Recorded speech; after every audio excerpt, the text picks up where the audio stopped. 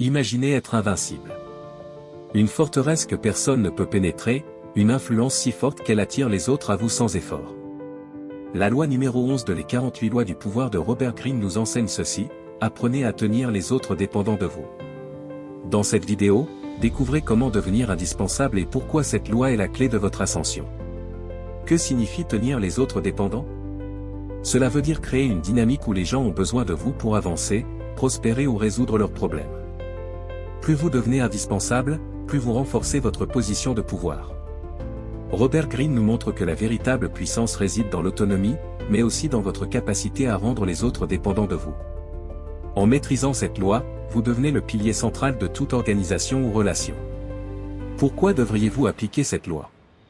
1. Elle vous protège contre la concurrence. Si les autres dépendent de vous, ils ne pourront pas vous remplacer. 2. Elle solidifie votre autorité. En étant indispensable, vous vous placez au centre des décisions importantes. 3. Enfin, elle garantit votre sécurité. Ceux qui dépendent de vous ne chercheront pas à vous nuire. Regardons un exemple marquant, les Médicis, une famille influente de la Renaissance italienne. Les Médicis ont prospéré grâce à leur capacité à rendre les autres dépendants. Leur banque n'était pas qu'une source de richesse personnelle, mais un outil pour financer des artistes, des rois et des papes. Ils ont créé un réseau où tout le monde avait besoin d'eux. Ce pouvoir leur a permis de gouverner Florence et d'influencer l'Europe entière. À l'opposé, Napoléon Bonaparte a échoué à appliquer cette loi. Bien qu'il soit un stratège hors pair, Napoléon a négligé de rendre ses alliés dépendants. Lorsqu'il a faibli, beaucoup se sont retournés contre lui. Sans dépendance, il n'a pas pu sécuriser son empire. Sa chute a été aussi rapide que son ascension. Comment rendre cette loi pratique? 1. Dans votre carrière, identifiez une compétence ou une expertise unique qui fait de vous un atout irremplaçable dans votre équipe ou organisation. 2. Dans vos relations personnelles, soyez la personne vers qui les autres se tournent pour des conseils ou un soutien. Offrez de la valeur, mais veillez à ce qu'ils en aient toujours besoin.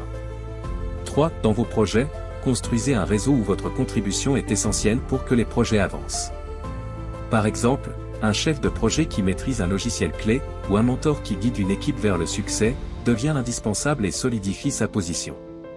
Attention toutefois, ne devenez pas un tyran. La dépendance doit être subtile, basée sur le respect et non sur la peur ou l'exploitation. Si les gens se sentent piégés, ils chercheront à se libérer à tout prix. La clé est l'équilibre entre donner et maintenir leurs besoins de votre présence.